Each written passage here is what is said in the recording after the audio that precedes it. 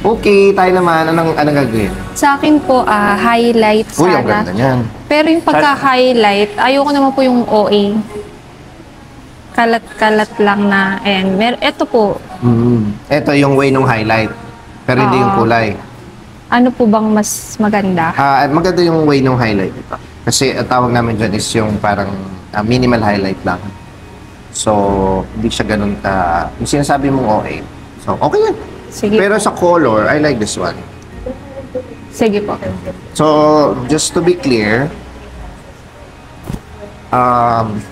makita ko lang, ito yung yung nasa picture is somewhere dito. So, okay naman sa itong tone na to. Opo.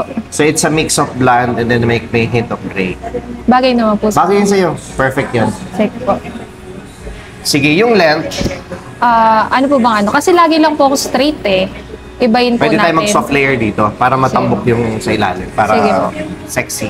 Sige, Pero long pa rin. sige po. Okay?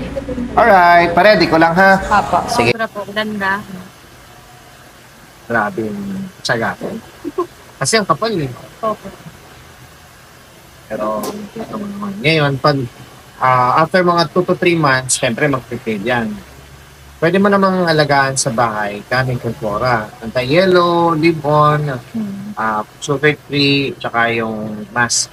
Nandun naman na lahat yan. Now, if you want to refresh yung color mo, ang gagawin natin is yung toner na lang. So, hindi mo na kailangan daanan lahat yun. Kasi itong highlight mo, nandyan lang yan eh. Hindi naman, mag-fade lang yan. Bababa lang siya. Pinapatungan lang namin na pinapatungan. Ngayon, pag gagawin lang ulit natin yung ginawa natin kanina, kung gusto mo ng i-retouch, which is normally kalahating taon pa yun. Or, meron ka na namang gustong ibang kulay or something. Pero ako, I suggest, i-maximize natin. Basta galing mo lang dito pa nag-asawa ka. Hindi pa rin nawawala sa uso yung picture kitang-kita yung gano'n. Ingat po.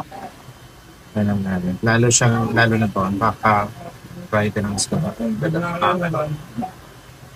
Ending yan. Kaysa nga kay ma'am, Bataan. bataan pa. Matagabataan, alam nyo na. Ano nang gagawin. Thank you. Tapos soft layer ko lang para hindi naman siya sobrang straight lang. Ha? Ingat. Thank you po. Salamat, ma'am. Thank you.